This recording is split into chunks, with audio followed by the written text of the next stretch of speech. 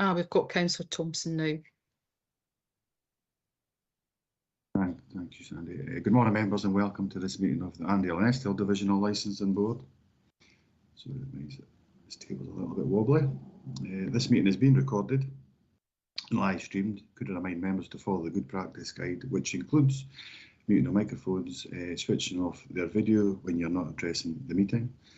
Should you wish to contribute any items, if you could write speak in the Teams chat function, or raise your virtual hand, and you'll be able to. You will be invited in to speak in order.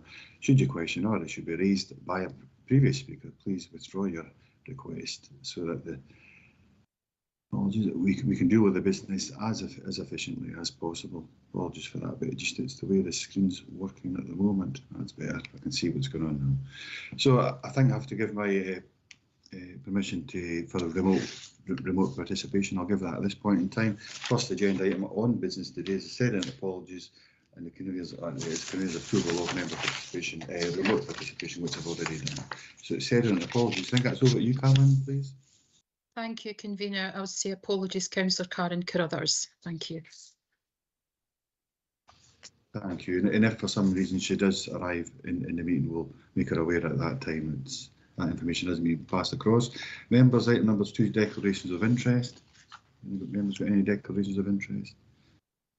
No, don't see anything coming in.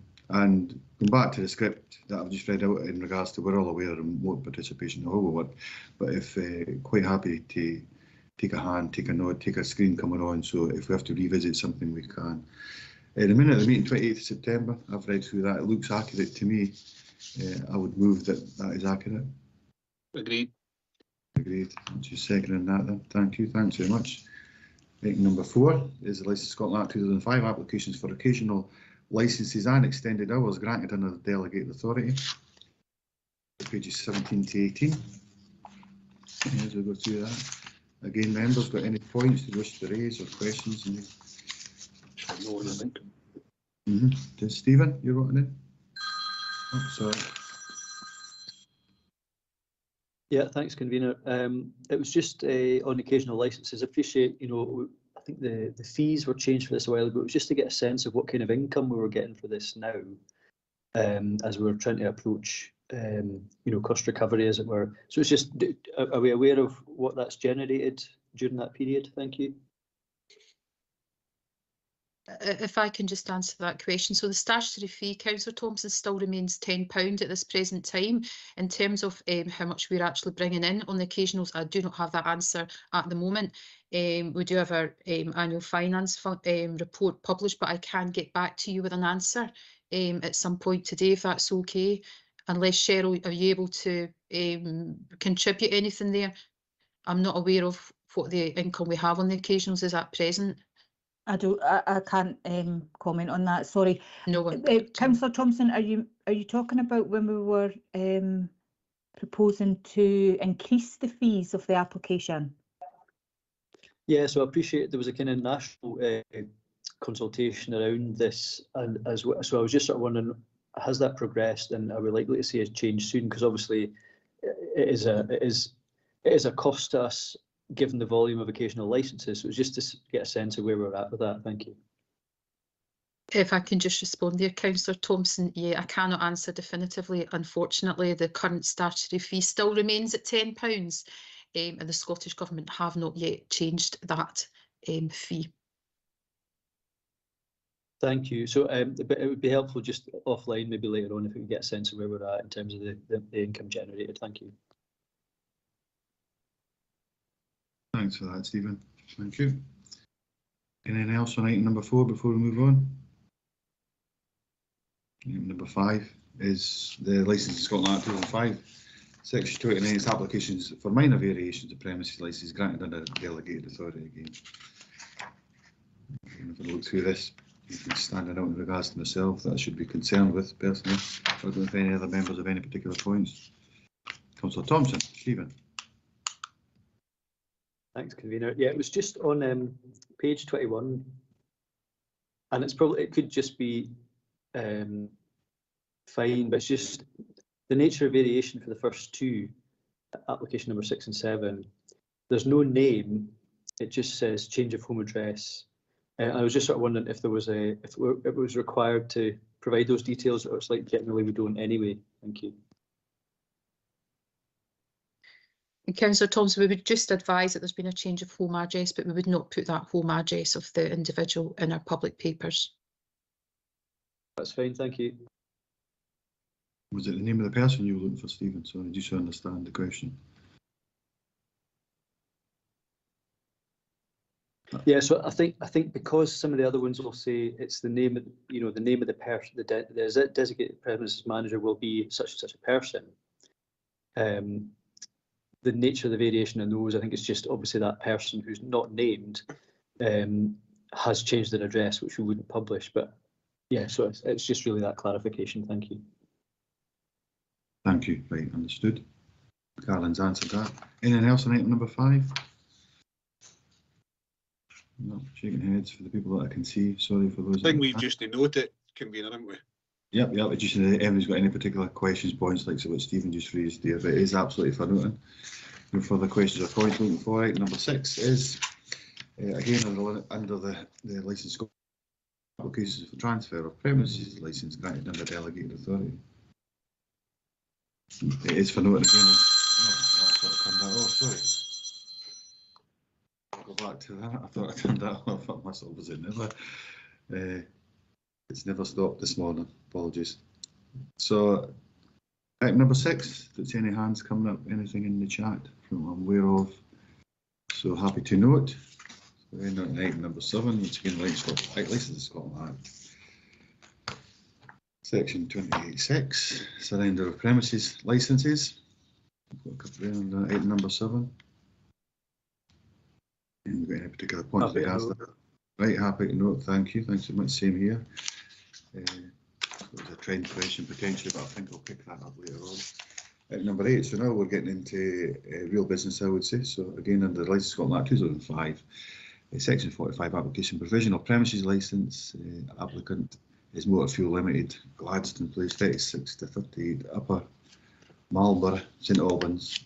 Anyways, I'll if you can go through this, Carolyn. Obviously, we'll get to a point where we've got a particular order that we'll take through. But if you could just outline the one thing I did notice, folks, it references M74, but I think it's A74M. Other than that, I think that the postcode's correct, so therefore, but it does reference this being M74. Carolyn.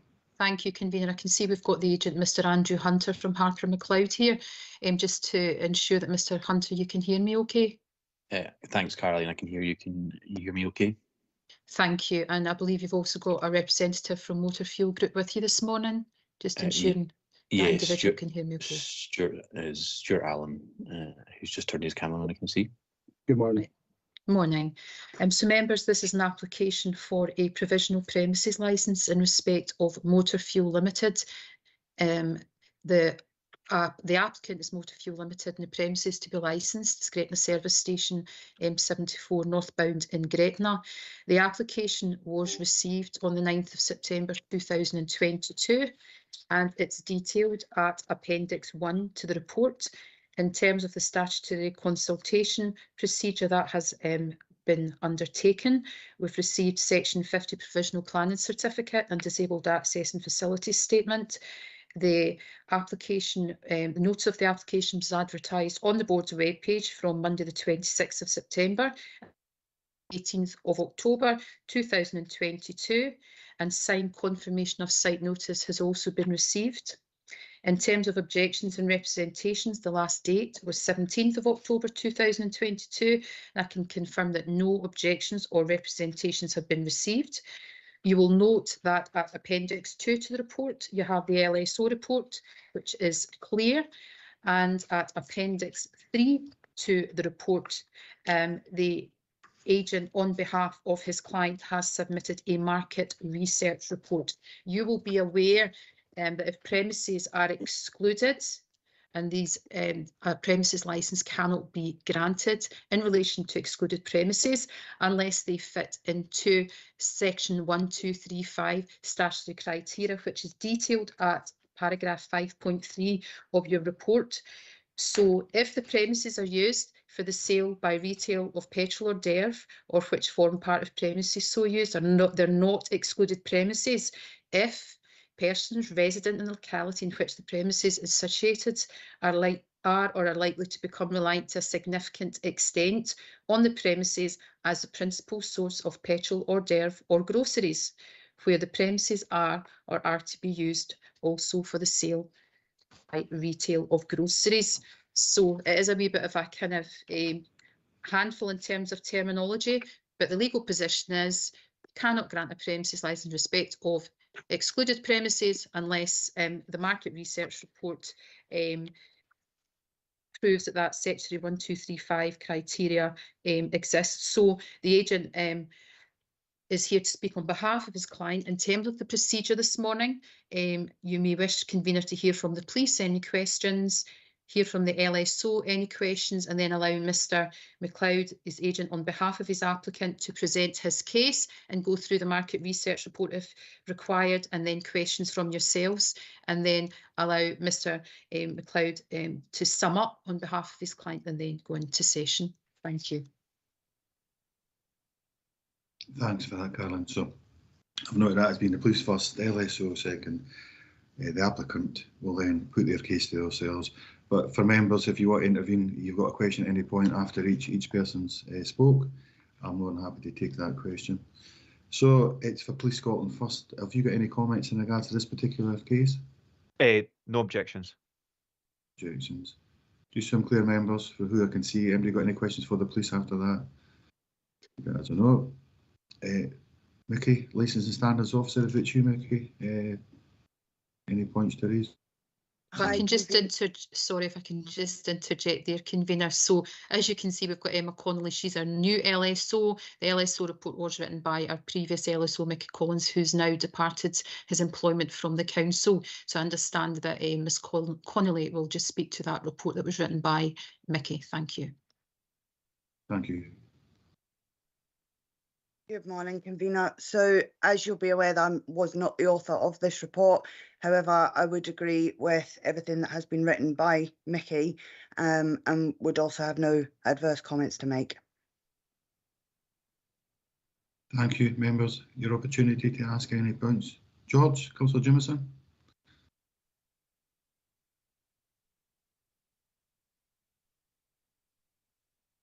George, you can come in if you want. If you can get in, unless you're struggling, are you? I think that's your hand up, was it? It is, sorry for that. Can you hear me now? Yep, Yeah, now, George. On page 32, 33, the consistency with the licensing objectives, I would like to query in particular what steps are being taken to ensure that we're protecting children and young persons from harm, and also cessation of public nuisance, protection and improving public health. Can this application be consistent with these objectives? If I can just convener, so I was going to say, if or yourself, Caroline, could have a short answer on that, but I'd imagine that's relevant for the applicant as well, Caroline. Thank you, convener. I think it'd be more appropriate that the councillor puts those questions to the applicant when the applicant presents his case, and not at this point in proceedings. And also, this is an off-sales licence request from 10 AM to 10 PM statutory hours, and in terms, but I think that would be more appropriate the councillor puts questions to Mr Hunter when it comes to the correct moment in proceedings. That's not a problem. Thank you, George. I see Mr Hunter taking notes of that, so he'll be preparing. So I think it's over. If we've got no further questions in regards to the LSO report, it's over to yourself, Mr Hunter, to present your case. Thank you. Thanks very much, convener. What I'm proposing to do is I'll touch on the background to the application, and then I'll comment on the statutory test. You might be pleased, and I'm not going to spend any time going through page by page of the market research, and then I'll pick up on Councillor Jimison's point just at the end of, because I noted that at the end of what I was planning on saying. So, the background to this application is it did come about and originally intimated to the board back in 2021, and there was some information to be provided. So that's why it it didn't formally come into the advertising stage until late last year. And the reason I mention that is it came about as a result of renovation of these premises to bring it into the Londis convenience line in terms of the retail shop. So there were 2 refurbishments during 2021. So that was why the application I suppose came forward at that time. The Londis as a brand will hopefully be familiar to members in terms of it being a full range convenience store. These particular premises have a full grocery offer and provide hot and cold food and drinks, and they operate on a 24/7 basis. Unlike many petrol filling stations across the country, however, when their 24/7 access to the premises is literally that. So you might be familiar that many premises have night pay windows and so on, but these premises have an open shop throughout the evening. And that would be, so if the license was granted, obviously the alcohol license hours are restricted 10 till 10, so the alcohol would be displayed in lockable cabinets so that it wouldn't be accessible to customers out with licensed hours. Now they sit in, as you'll know, in the Gretna service area, and whilst there are other I suppose offers available within the welcome break part of the site, they don't operate on the 24/7 basis. And in particular, the petrol station sits right next to the Days Inn Hotel, which I think would quite properly be politely described as a modest facility in the sense that it's literally somewhere to put your head. There are, I think it has a chiller cabinet that offers soft drinks or something at the reception, but doesn't offer anything significant. So the premises, so the BP premises draw significant custom from persons staying within the hotel for groceries and so on. So the background to the application is that it's been part of a national exercise where Motor Fuel have been looking across their estate as part of a Londis upgrade, and they've been putting alcohol in as part of that grocery offer across the country. The clerk mentioned the market research, and that had to be necessary to satisfy you to the premises would be not excluded. I think the only thing I would say about the market research is that it doesn't hugely assist me in that respect, but nevertheless, because we had advised the clerk that we would be undertaking it, it was quite proper that we exhibit it to you, and it shows, I think, that premises are very busy, but they enjoy a degree of local residents using it, but because of its location, it has, as you would expect, a far larger number of what I would call transient customers going back and forth using it as a motorway service area. But when I discussed the findings with the site manager yesterday, what he told me was that they get about between 800 to 1,000 customers per day, and what he described as locals, he would say would get between 60, possibly some days up to 100.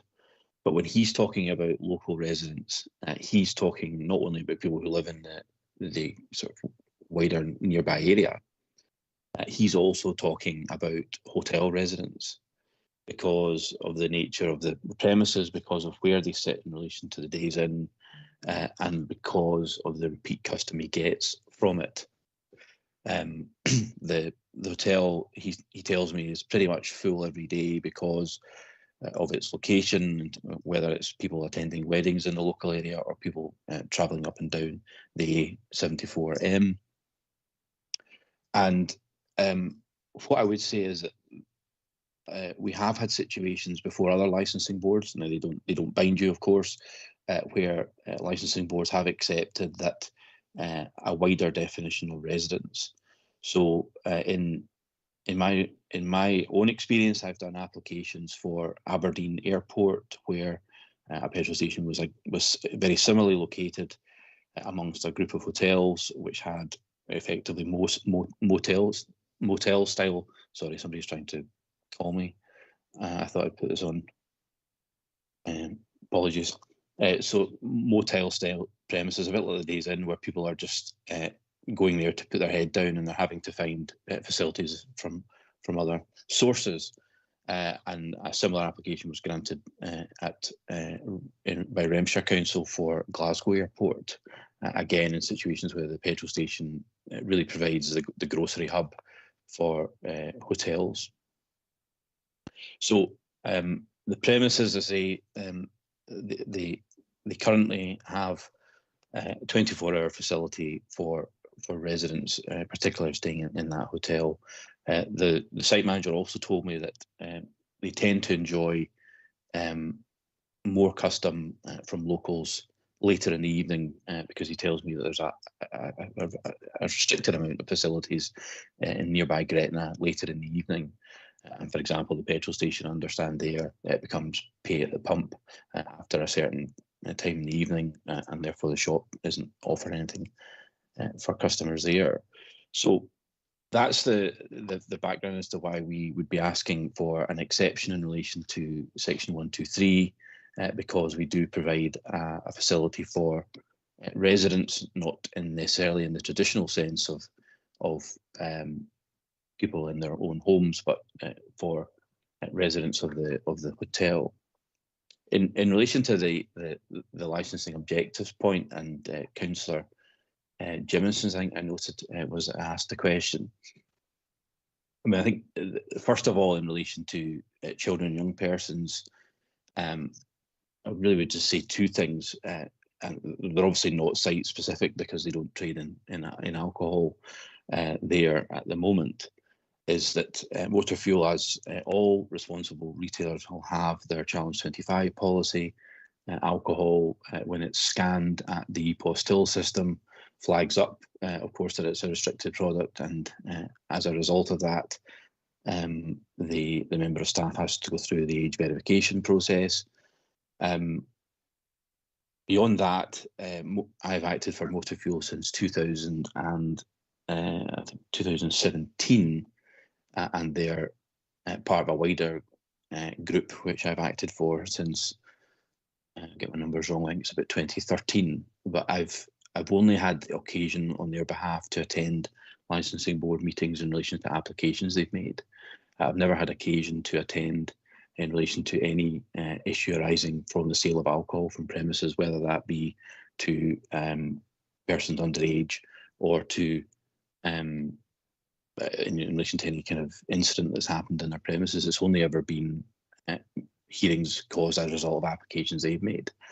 I understand understand that's position across the country. As far as public health is concerned, the only kind of observation I would make in relation to that is that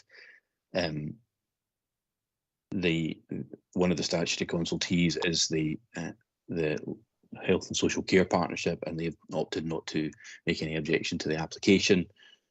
Beyond that, the proper approach of any licence holder to ensure that alcohol is not sold to persons under the influence of anything, would properly be adopted here as it is adopted elsewhere by motor fuel. And as I say, I would simply refer to my comment that I've not had to attend a board for any reason of concern.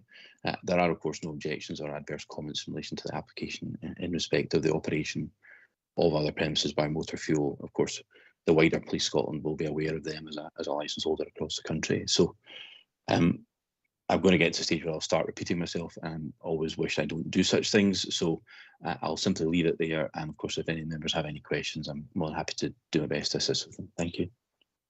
Thank you for that, Mr. Hannah. So George, I'll bring you in first, and I'll be looking for your input, Archie. After that, please, it's sitting in your ward. Thank you. No, thanks for that explanation. That's very helpful. And I'm presuming you have a staff training process where the staff are always well aware of the responsibilities. I'm taking that as a given. I've got another question, Ian, but I'll leave it till after you finish with this one. Fine for you, go on with your question, and like I say, I'm looking for Archie to come in. Okay. Local knowledge. This is back to your market research. Now, on the description on page 35, and I'm just quoting this, the applicant considers that persons within the locality of the premises are reliant on the premises to a significant extent on the premises as a principal source of petrol, derv or groceries. Your market research doesn't convince me, and as a local, I'm well aware of other filling stations and other grocery outlets within the region. So I'm just want a little bit more clarification, because a lot of your feedback, which is perfectly genuine, I'm quite sure is anecdotal and from folk within the establishment. So I would like a little bit more convincing on particularly on the words of reliance and significant and principal source, because as I say, from local knowledge, and this is my own anecdote, is that's probably not entirely the case. Yeah, certainly. I think I mean, I can go. Obviously, I will go to the market research.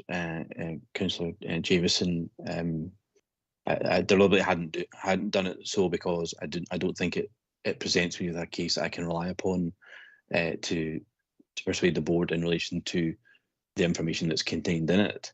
But to explain a bit of background about the market research generally, this form of report, a lot of the wording is standardized in order to be consistent across applications made across the country. So those of you who are members of the board when BP Annandale, for example, came before the board back in 2018, 2019, there was a report for that one. And again, it followed a broadly similar approach, but obviously the information was specific to Annandale. The only information I can give you is unfortunately anecdotal, subject to the application being continued, and if the board members were not persuaded at this point in time, and the applicant could consider doing research directly with, for example, hotel residents, because what's happened here is the market researchers that have done this have been on site and have asked to interview customers as they come and go during, I think it's between 10 AM and 10 PM. So they haven't, for example, approached hotel customers, because it's people arriving by car, using the petrol filling station facility and then leaving. They don't ask everybody to participate in order that the testing is truly random. So that you're only ever going to get a representative sample, and it just so happens that those that have asked or those that have participated don't appear to live, in terms of having their permanent home, within the immediate locality of the site. So that's why I didn't spend much time referring to this, because I think it's proper that I lodged it because we said we would do so, but I can't rely upon it as being persuasive as it might have otherwise been in goodness knows how many applications of this type that I've done. So instead, what I've sought to do is I've conveyed to you the information provided to me by the site manager in terms of how these premises are actually used. And if you have someone staying, for example, in Days Inn who is resident in the locality, it's not their permanent home, but they are resident there. When it comes to a need for groceries, then short of getting in their car and going into Gretna, then I would say there isn't an equivalent facility, because you've got in Welcome Break, you've got, as I understand it, Starbucks, Kentucky Fried Chicken, Burger King, a Waitrose that doesn't operate, or I think it operates from like 7 AM till 9 PM. You have a WH Smith, a donut shop, and a food court. Whereas we in the petrol filling station facility, you have a 24-hour grocery convenience store.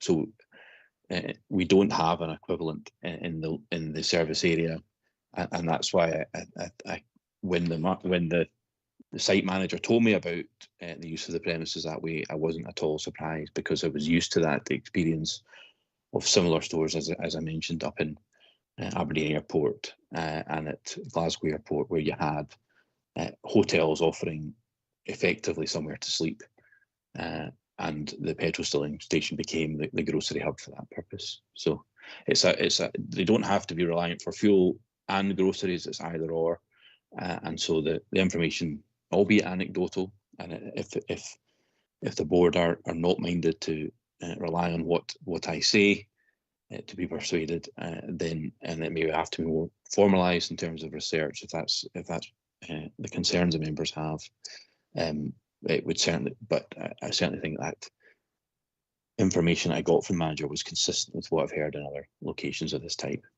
Thank you. Thank you, George. You want to come back before we bring Archie in? No, let Archie go ahead. Thank you, Archie. Councillor Dryburgh. Thanks, Chair. I have to say that I've actually used it late at night as well because I had to go and get some paracetamol for something. But that's an issue, and I will not declare an because that's not my postcode in the back page of the market research. I think, you know, we as a board, we have to make a decision on what's been said in the market research that's been given before us. I do know that, you know, people for the Feckin, for instance, go there, people for Gretna go there because shops aren't open after a certain time at night. You know, there are some young people who will go up to the Burger King and things like that until it shuts, and then they'll clear off basically. But I have seen, you know, several people from the local area actually going into the shop at the service station because it's closer than Carlisle, it's closer than Annan, it's closer than Lockerbie. So that's the only sort of thing I would say at the moment. I don't have any real concerns about this, and I think, you know, the fact that the applicant has done this market research has proved that he or she is trying to be as above the law as possible, and the staff will get that particular training. So when we're in session, Chair, I'll be making a suggestion to that advice. Thank you for that, Archie. Any other members got any other points, questions, clarity? No. I would agree with yourself, Archie, in regards to comments. Currently residing at Ecclefechan, people do use, as far as Ecclefechan down there, to go down. And but again, I think it was quite an honest way for Mr. Hunter to put it across it, and to reflect what's going on there because of the volume of business, because of Wednesday, Gretna in particular. That's the main use, and I felt comforted in regards to the mitigation on the back of George's question. So George is walking back in, then we'll go into session after that. Thank you, George. Yeah, no, I don't deny the word of Mr. Hunter at all. My concern is really, and you mentioned it yourself, that you're using generic material for a specific case, and I think it's really important that as local councillors, we're here as a local representative with local knowledge. So I don't think we should be cut and pasting other things, because it prompted me to ask these questions, which you've answered quite effectively. I'm not convinced that Gretna has a co-op that's open at other hours, but I'm not going to get into finer details because in principle I have no objection to this. But I would say that we need to, if the information we're given as local people, it needs to reflect the local area with some more objective references, which would be helpful, and it would save me rambling on for 10 minutes. That's your entitlement, George, for sure. I think that's your hand going down now, I think, isn't it? So, yeah, excellent. Thank you, thanks for that. I don't see anybody else wanting to come in, so we'll move into session. Councillor Dryburgh, aren't you? Yes, thanks. Convener, I beg your pardon, can we just give Mr. Hunter an opportunity just to sum up before you go into session? Sorry, my camera's off. If that's okay, just give him an opportunity to sum up. Absolutely, so apologies for that. Mr. Hunter, if you've got anything you want to add, sum up, this is your chance. Thank you. There's only one point I should have raised and I didn't, and that's just in relation to the size of the alcohol display area. Just to give you the detail, it represents 9% of the retail space, so it's very much intended to be part of the overall convenience offer rather than some kind of change of pitch for the premises. So some supermarkets, for example, like your big supermarkets, tend to have 15% or so over, so it's at the smaller end of the scale. I suppose that to some degree might assist in any concerns around the objectives as well. And, you know, it's not a change of business model, it's simply adding to the convenience. Thank you. Thank you, thanks very much. I think we're safe to go on now, Archie. Yeah, thanks, Chair. We've got a question of whether we should grant or refuse this application on the information that's in front of me. I don't see any reason why we should. refuse the application. The only concern is the same as yours, Chair, about the A74M as opposed to the M74, because the M74 starts at Abington. The A74M is from Gretna to Abington. So I don't know if that because they've got a postcode, that's fine. But I think, for future reference, it'd be useful to get the correct carriageway. But happy to grant this, Chair. Thank you. So taking into consideration what Archie said there, Councillor Driver, for those who haven't commented in particular, I know you said in your summing up, George, that you were content under the circumstances and the answers that you'd had. You were comfortable enough with it. Anybody else? Archie, especially on that extra local nods. Gail, you're saying you're content too. Stephen? Yeah. Thank you. Yeah, no, completely support Archie's point about the A74M, but aside from that, happy to support having heard the response to Councillor Jameson's question as well. Thank you. No, thank you. So, Caroline, if I can get you just to sum up the decision that we've made there. Thank you, Convener. So just to confirm, the board has decided to grant the application, is that correct? Yeah, I can see everybody nodding. Okay, so Mr Hunter, the board today has granted the application for a provisional licence. Thank you very much.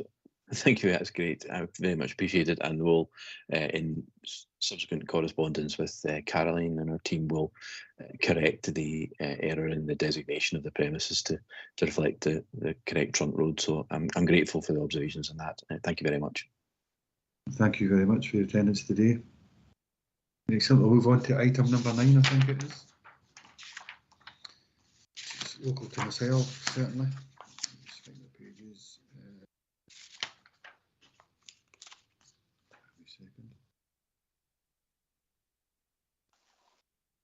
59.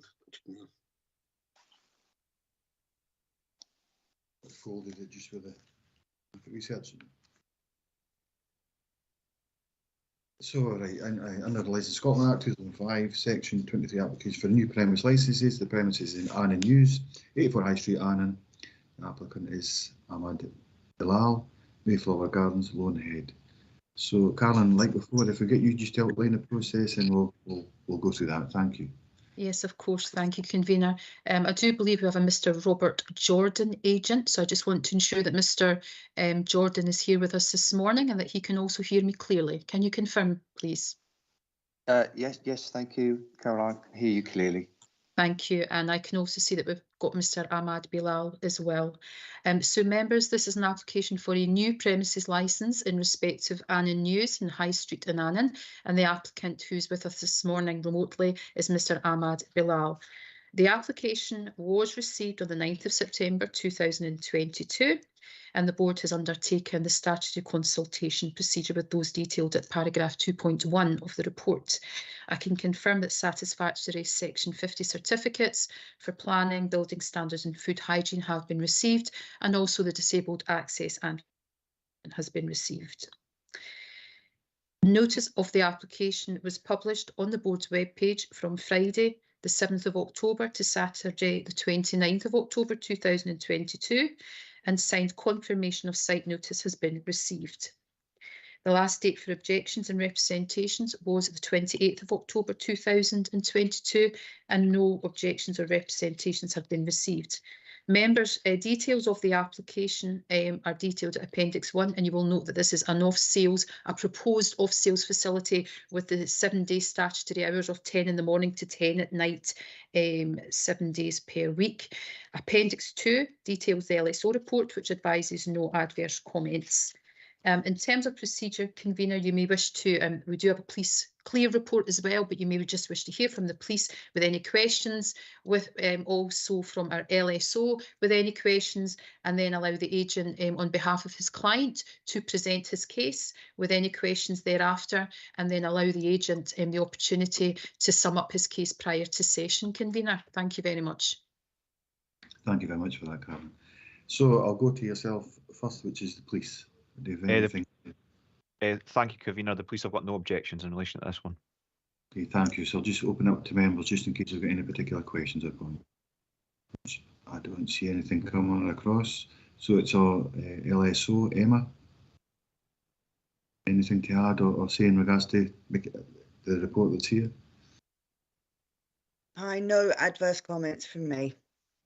Thank you. Thanks very much for that. I'll just give members of the board a chance to, if they want any questions in regards to that. Clearly, it's a clear no adverse comment report. No, don't see anybody coming in. If we can see on the screen. So now it's, I think it's Robert Jordan that's going to present the case, is it, or is it Ahmad? Yes, it's Robert Jordan. Yeah, thank you, Chair. Well, the applicant's been trading under occasional licence for almost a year, and there's no objections from local residents to the application. I mean, all the alcohol displayed will be able to be seen from the counter, and it will also be covered by CCTV. It's obviously demand now for all products under one roof from the public, and I think the agenda is disclosed at LSO that there's no adverse comments, and seems to be in line with the licensing policy. It's not an excessive display at 16.8 square metres.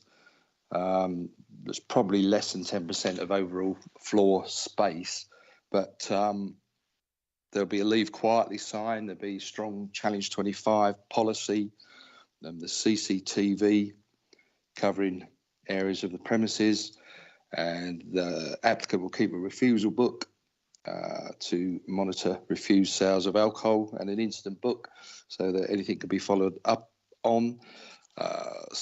Challenge 25 policy, display information on the maximum units that people should drink alcohol. Keep an eye, monitor the area, make sure they don't serve to people who are causing the disturbance. And strong training of staff, updated regularly. And but he's been trading there now for around a year, I think, and doesn't seem to be any issues and no adverse comments. So I think the premises will close at 10 p.m. It won't be open like in excess of the last licensing hours, although premises does open at 6 a.m. in the morning for general convenience store goods. I think basically that's in line with what's been said in the report. But I think the main thing is he has been trading under these occasional licences, has been going on some time. I think one agenda meeting was cancelled, and time we got various things in place. So he's been operating under the occasional licences. So there's still no objections from the local residents, so they must be happy with what's going on. So hope the committee could see fit to grant this application for a new premises licence. Thank you, Mr. Jordan. I'll open it up to members first. See if any particular questions. I know this one's certainly local to me. I have been in, I've observed it. I suppose particularly since the festive season passed, it's the occasional licence have been more active since then. So, but certainly has it said those occasional licences have been functioning as an off-sales for, you can say, almost a year now. I've not seen any myself. I noticed that the police have made no adverse comments as well in regards to this, nor the LSO obviously with their observation. Don't see anybody coming in. I'm just talking to see if anybody else is wanting to come in there. So no questions for yourself. So Mr. John, no, Mr. Jimerson, Councillor Jimerson, sorry, George. You're on mute, George, I think. You're on mute. Sorry, it's an age thing. No, I'll get my papers there. Actually, in the last year or so, the shop's actually really improved its service. And as you say, the alcohol's not a large part, and it's tidy, it's well organised. So on the face of that, I have no objections. Thank you for that, George. Archie? I think the one thing that I'm really pleased about, Chair, is we've not went back to the Canonby situation where occasional licences went on for several years, as opposed to, you know, trying to get this through as quickly as possible. So I would congratulate the applicant on actually doing that as quickly as possible. And I have no adverse aspects of this. No, thank you very much for that, Archie. So it's for Mr. John. Do you want to sum up if you've got anything to add? If not, we'll just go straight into session and make a decision. No, I think we've said all we can on that. Thank you, Chair. Thank you. So I'm in agreement with the other members that have spoke. Probably yourself, Gail, if you've got any other comments to make. If not, I think that would look to approve this, Carolyn, if nobody's coming in. I'll allow you to sum that up. Thank you. Thanks for Gail's confirming that. So, Carolyn, if you could just sum up that decision. Thank you. Apologies on mute there. Yes, convener. The application for a new premises licence has been granted by the board today, and you will be notified of this in writing in early course with your licence issued to you. But the decision is with immediate effect. Thank you. Thank you very much. Thank you. Thanks very much. Thanks for both for attending. You're welcome to stay or go, I think. Thank you. So, Thank you very much. Thank you to all the federal members. Thank you. Thank you. Item number 10, which is Licence Scotland Act 2005, Section 12A, Chief Constable's Annual Report 21-22. So, hand it over to the police. I think if you want to, it's up to yourself. If you want to speak, I've got a couple of questions, and I suppose other members will have as well. But if you want to give us a small summary of what you're thinking, and then we'll go into questions. Thank you. Yeah, of course. Thank you, Convener. Hello, everyone. You probably haven't met me. My name's Sergeant Greg Armstrong. I'm currently the licensing sergeant within V Division, Dumfries and Galloway. I'm obviously appearing at this meeting on behalf of Inspector McComb, who's had to go to another meeting. So, just in relation to the Annandale and Eskdale Chief Constable Licence Report, I'll look to make an introduction. I'll go through some key points, and then I'm quite happy to take questions at the end.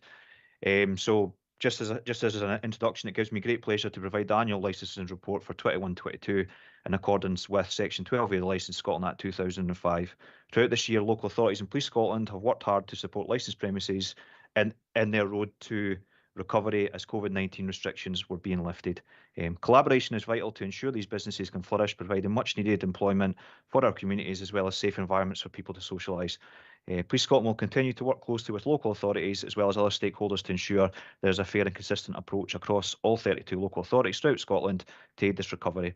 Preventing alcohol, preventing alcohol-fueled violence, disorder and antisocial behaviour remains a priority for us in Police Scotland, and I believe that working together can reduce this through early intervention and enforcement. I'd also like to take this opportunity to thank our local partnerships and the good work that they carry out. With their support, Police Scotland partners can continue to drive improvements in licensing. I will continue to ensure that officers and staff recognise the importance of working together with key partners, including licensing trade, in an effort to improve licensing standards nationally.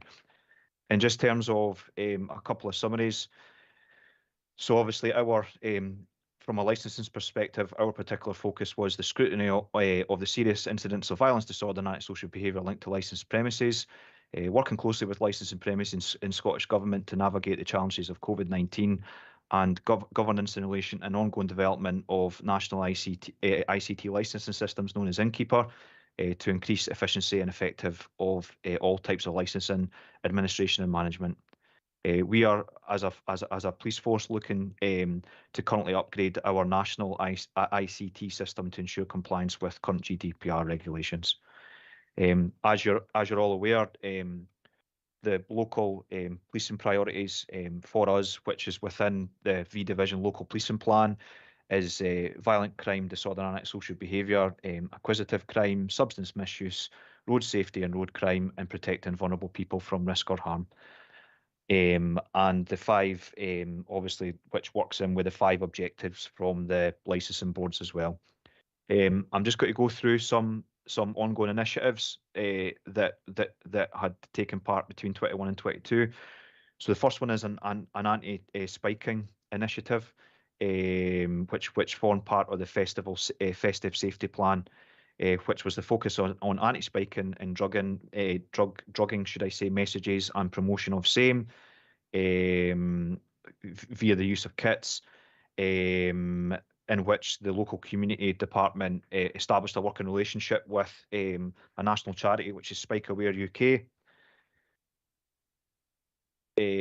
This took place during the busy time leading up to Christmas, whereby high visibility patrols in relation to nighttime economy and also joint working with partners to basically raise awareness amongst the public, licensed premises and door stewards. Local funding was used to purchase anti-spiking kits as well, which was a positive local working. Just touching on COVID-19, we understand that it's been a difficult time for licensees in terms of that. So we've obviously worked with them, upholding the 5 licensing objectives to get them back up and running. Of particular note was the Annan Athletic versus Rangers football match, which brought its own pressures for us. One being a 5:30 kickoff and also televised, which meant that it provided the opportunity with fans inside and outside of the ground to consume or the opportunity to consume a large amount of alcohol. And there was a total number of 2,500 spectators at that as well. The current licensing sergeant at the time, who was Sergeant Julia McKee, along with LSOs, attended all licensed premises in Annan, working alongside the DPMs during that time. And there was no adverse incidents recorded by us. There was an issue later on, but we believe it wasn't linked to the football. So there was obviously a large influx of people throughout Dumfries and Galloway heading towards Annan, but also typical Rangers supporters. There was a lot of people coming from Glasgow as well on the train. And we obviously passed with great success. So that's a particular note of positive working. Just in terms of problem solving, we use Innkeeper, which is our computer program to monitor and to detect and collate issues with licensed premises, which is ongoing, whereby we identify repeat callers and crime trends and also ongoing problems within licensed premises. For the people at this meeting who do not know what Innkeeper is, it's a national system that records and retains information relating to licensed premises and personal licence holder. It is a reporting tool for operational officers to record licensed premises visits and incidents and raise any concerns that arise from such visits and interactions within premises.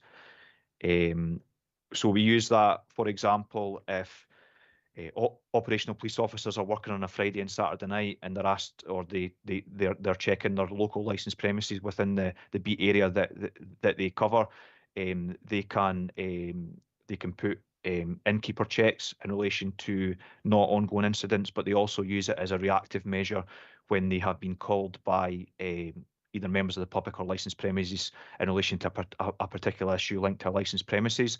With us within the licensing department as well, we also use that to task officers to do dedicated checks to potential premises that there has been issues as well. So it's obviously an invaluable tool that Police Scotland uses throughout Scotland.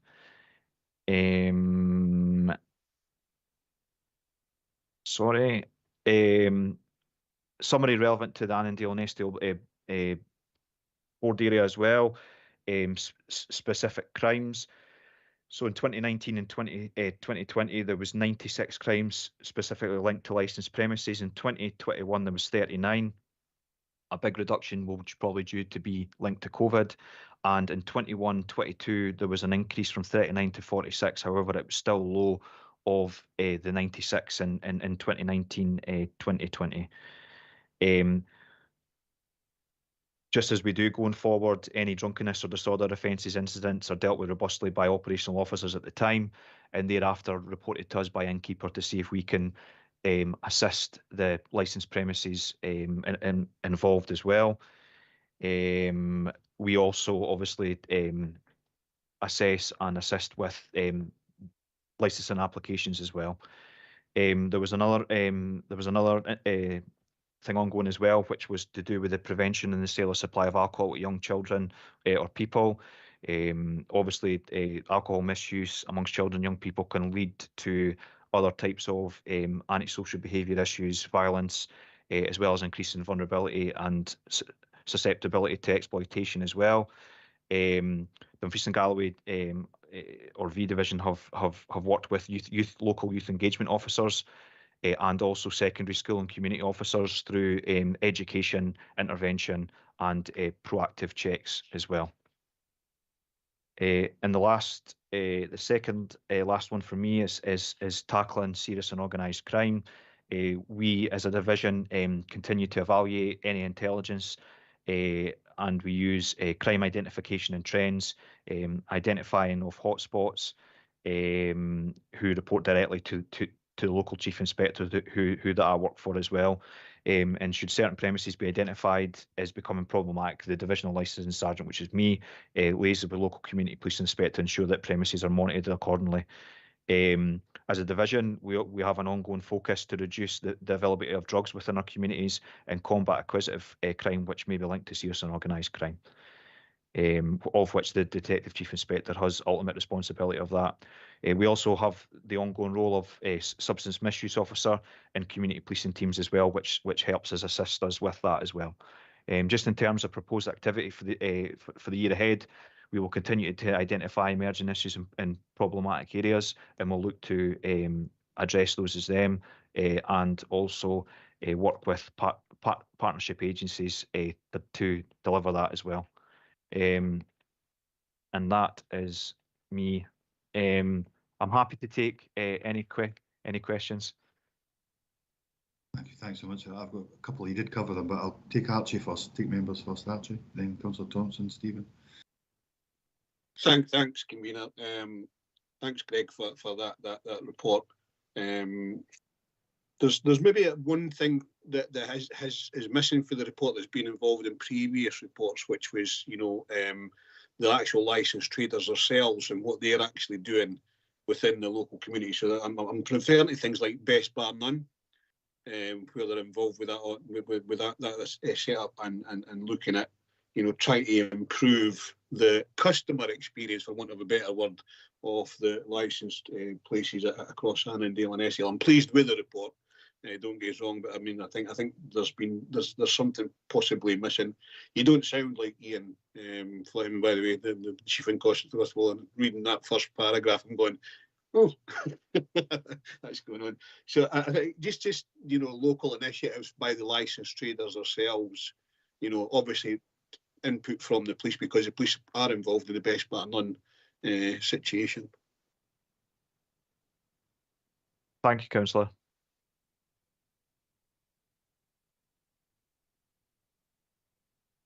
If you've got nothing to add to that, but you'll see you've taken notes in regards to that's taken note, Archie, that could be a follow-up later on. Councillor Thompson, Stephen. Thanks, convener, and thanks for taking us through the report.